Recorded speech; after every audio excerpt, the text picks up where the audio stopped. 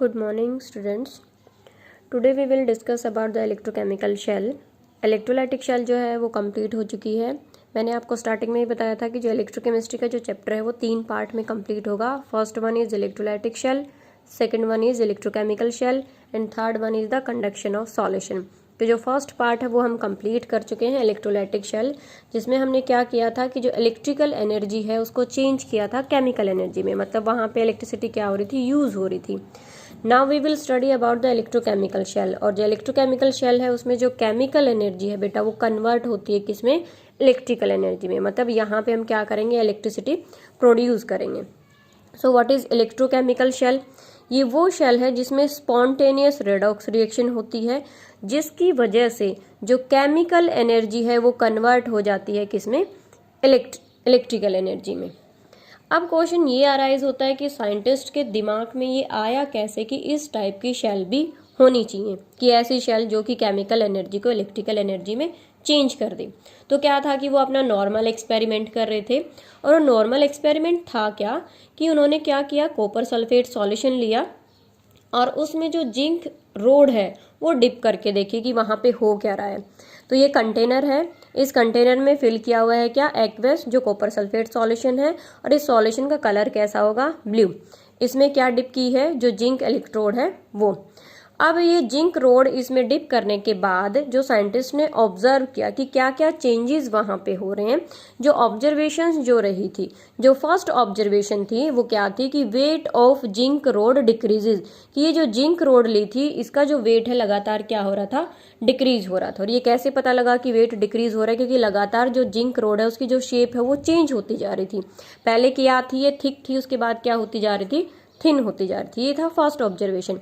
Second observation क्या था उनका कि जो ब्लू कलर है सॉल्यूशन का वो क्या होता जा रहा था, फेड होता जा रहा था. ये जो ब्लू कलर यहाँ पे है कॉपर सल्फेट सॉल्यूशन का, पहले क्या था, ये डीप कलर था और उसके बाद धीरे धीरे क्या होता जा रहा था, ये कलर हल्का होता जा रहा था, फेड होता जा रहा था. ये थी सेकेंड ऑब्जर्वेशन. थर्ड ऑब्जर्वेशन उनकी क्या थी कि reddish brown PPT appears at the bottom of the container. ये जो कंटेनर का बॉटम है यहाँ पे जो रेडिश ब्राउन कलर के पीपीटी थे वो यहाँ पे अपीयर हुए थे. ये थी third observation. Now the fourth observation is temperature of the solution increases. ये जो सॉल्यूशन लिया था ये लगातार क्या होता जा रहा था, गर्म होता जा रहा था. इसका मतलब क्या था कि जो टेम्परेचर है वो इंक्रीज होता जा रहा है. ये 4 ऑब्जर्वेशन जो साइंटिस्ट ने वहां पे ऑब्जर्व किया जब वो अपना नॉर्मल एक्सपेरिमेंट कर रहे थे उस टाइम पे. और इन चारों ऑब्जर्वेशन से वो जो साइंटिस्ट थे उन्होंने क्या कंक्लूजन वहां पे निकाला था. तो जो फर्स्ट कंक्लूजन था, फर्स्ट ऑब्जर्वेशन क्या था कि weight of zinc road decreases, इसका जो वेट है वो डिक्रीज होता जा रहा था. अब वेट जो है कैसे डिक्रीज हो सकता है जिंक रोड का, जब यहाँ पे ये जो जिंक है किस फॉर्म में है, सॉलिड फॉर्म में है. जब ये अपने सॉलिड फॉर्म में से यहाँ पे सॉल्यूशन में आ जाए आयनिक फॉर्म में, तब क्या होगा, जो वेट है क्या होगा, डिक्रीज होगा. तो जो फर्स्ट कंक्लूजन क्या था कि जो जिंक रोड है जो कि हमारे पास किस फॉर्म में थी, सॉलिड फॉर्म में थी, जब ये क्या हो जाए, ऑक्सीडाइज्ड यहाँ पे हो जाए, अपनी आयनिक फॉर्म में आएगी सॉल्यूशन में. तो और आयनिक फॉर्म में आने के लिए इसको क्या करने पड़ेंगे, अपने इलेक्ट्रॉन रिलीज. इसने अपने इलेक्ट्रॉन रिलीज किए और ये यहाँ पे क्या आ गई है, एक्वस फॉर्म में आ गई है. तो सिंपली कह सकते हैं कि यहाँ पे क्या हो गया है, ऑक्सीडेशन हुआ है. पहली जो ऑब्जर्वेशन थी कि जो वेट डिक्रीज हुआ है जिंक का वो किसकी वजह से हुआ है, उसके ऑक्सीडेशन की वजह से. जो जिंक रोड है वो क्या हो रही है, यहाँ पे ऑक्सीडाइज्ड हो रही है. सेकंड जो ऑब्जर्वेशन था वो क्या था कि blue colour of solution fade, कि ये जो ब्लू कलर था कॉपर सल्फेट सॉल्यूशन का वो भी क्या होता जा रहा है, डिक्रीज. और ये डिक्रीज कब हो सकता है, जब इस सॉल्यूशन में जो कॉपर आयंस हैं, क्योंकि कलर किसकी वजह से है, कॉपर 2 पॉजिटिव आयन की वजह से. अब अगर इनकी कंसंट्रेशन कम हो जाए सॉल्यूशन में तो इसका कलर क्या हो जाएगा, फेड हो जाएगा. और कंसंट्रेशन कब कम हो सकती है, जब ये जो कॉपर आयन सॉल्यूशन में प्रेजेंट है वो क्या कर ले, उनका रिडक्शन हो जाए. और ये रिड्यूस्ड कैसे होंगे, कॉपर 2 पॉजिटिव आयंस क्या करेंगे, इलेक्ट्रॉन गेन करेंगे. ये यहाँ पे सॉल्यूशन में एक्वस फॉर्म में थे, इलेक्ट्रॉन गेन करके सॉलिड फॉर्म में. मतलब ओवरऑल क्या होगा, इस सॉल्यूशन में जो कंसंट्रेशन है कॉपर आयंस की वो डिक्रीज होगी, तो कलर भी क्या होता चला जाएगा, फेड होता चला जाएगा. अब यहाँ पे कॉपर ने क्या किया है, इलेक्ट्रॉन गेन किए हैं, तो यहाँ पे क्या होगा, रिडक्शन अकर्स. ये थी सेकंड ऑब्जर्वेशन. अब देखो यहाँ पे क्या हो रहा है, ऑक्सीडेशन भी हो रहा है और रिडक्शन भी हो रहा है। जब सेम बीकर में क्या होता है, ऑक्सीडेशन भी होता है और रिडक्शन भी होता है, तो वहाँ पे किस टाइप की रिएक्शन हो रही है, वहाँ पे हो रही है क्या, रेडॉक्स रिएक्शन वहाँ पे हो रही है। डायरेक्ट रेडॉक्स रिएक्शन वहाँ पे क्या हो गई है, स्टार्ट हो गई है।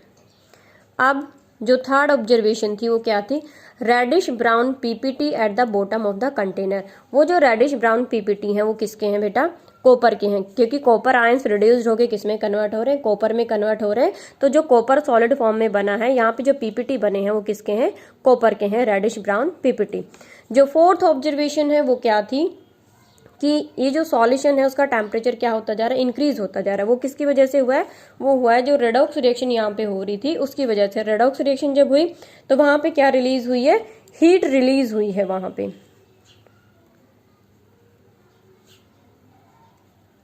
हीट रिलीज हुई है। हीट रिलीज होने की वजह से जो सॉल्यूशन है उसका टेम्परेचर क्या हो गया है, इंक्रीज हो गया है। तो ये चार ऑब्जर्वेशन, उस चार ऑब्जर्वेशन की वजह से जो कंक्लूजन वहां पे आए हैं हमारे कि weight of zinc rod decreases, किसकी वजह से, जिंक के ऑक्सीडेशन की वजह से। Blue colour of the solution fade, किसकी वजह से, कॉपर के रिडक्शन की वजह से। और क्योंकि ऑक्सीडेशन और रिडक्शन हुआ है तो यहाँ पे क्या हो रहा है, रेडॉक्स रिएक्शन यहाँ पे हो रही है। Third observation, reddish brown PPT जो अपीयर हुए थे वो किसकी फॉर्मेशन की वजह से, कॉपर जो सॉलिड फॉर्म में बना था उसकी वजह से। टेम्परेचर जो इंक्रीज हुआ था सॉल्यूशन का वो किसकी वजह से इंक्रीज हुआ था, क्योंकि रेडॉक्स प्रोसेस वहां पे हुआ है, हीट वहां क्या हुई है, रिलीज हुई है, उसकी वजह से क्या हुआ है, जो सॉल्यूशन है उसका टेम्परेचर हो गया है इंक्रीज। अब अगर हम नेट रिएक्शन की बात करें, नेट रेडॉक्स रिएक्शन जो यहाँ पे हो रही है, नेट रिएक्शन वो क्या होगी कि जो जिंक है वो सॉलिड फॉर्म में था, रिएक्टेंट को हम ले लेंगे यहाँ पे, कॉपर 2 पॉजिटिव आयंस थे, एक्वस फॉर्म में थे। क्योंकि इलेक्ट्रॉन इक्वल और अपोजिट साइड है तो ये कैंसिल आउट हो जाएंगे। तो यहाँ पे बनेगा क्या, जिंक 2 पॉजिटिव आयन किस फॉर्म में आ गए हैं, एक्वस फॉर्म में यहाँ पे, और जो कॉपर है वो कन्वर्ट हो गया किस में, सॉलिड फॉर्म में। ये क्या है, नेट रिएक्शन है। ये ऑब्जर्वेशन साइंटिस्ट को मिली थी। और थोड़े टाइम के बाद जो सिचुएशन है वो क्या बन गई है अब, कि क्या था, स्टार्टिंग में हमारे पास एक कंटेनर हमने लिया था और उस कंटेनर में कॉपर सल्फेट सॉल्यूशन था और साथ में क्या थी, जिंक रोड हमारे पास थी, दिस वन। ये आपका है एक्वस कॉपर सल्फेट सॉल्यूशन। होगा क्या, after some time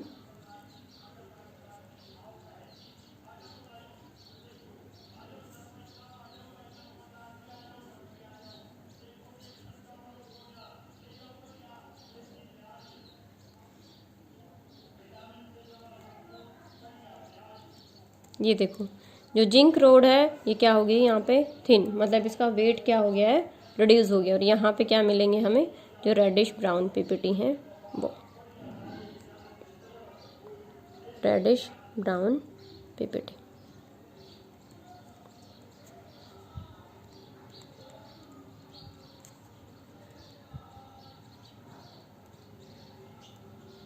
zinc rod starting में ये थी situation, after some time situation क्या हो जाएगी, ये हो जाएगी सिचुएशन कि कलर भी फेड हो जाएगा, जो जिंक रोड है वो भी क्या हो जाएगी, थिन वहाँ पे हो जाएगी, और रेडिश ब्राउन पीपीटी भी वहाँ पे क्या हो जाएंगे, अपीयर हो जाएंगे। अब क्या था कि ये जो ऑब्जर्वेशन मिला ये क्या था, this is the basis of generation of construction of electrochemical shell. ये बेस बना किसके कंस्ट्रक्शन के लिए, जो इलेक्ट्रोकेमिकल शेल जो बनानी है उसके लिए। मतलब यहाँ से साइंटिस्ट को आइडिया मिल गया कि इलेक्ट्रोकेमिकल शेल उनको कैसे बनानी है। उनको यहाँ से क्या पता लग गया कि यहाँ पे एक रेडॉक्स रिएक्शन हो रही है जिसकी वजह से क्या हो रहा है, यहाँ पे हीट रिलीज वहाँ पे हुई है। यहाँ पे जो हीट रिलीज हुई है, हीट क्या होता है, nothing but it is a form of energy है यहाँ पे। अब क्या था कि ये जो हीट यहाँ पे रिलीज हुई है एक फॉर्म है ये एनर्जी की, बट इस एनर्जी को यूटिलाइज नहीं कर पा रहे हैं, मतलब यूटिलाइज्ड वर्क में कन्वर्ट नहीं कर पा रहे हैं।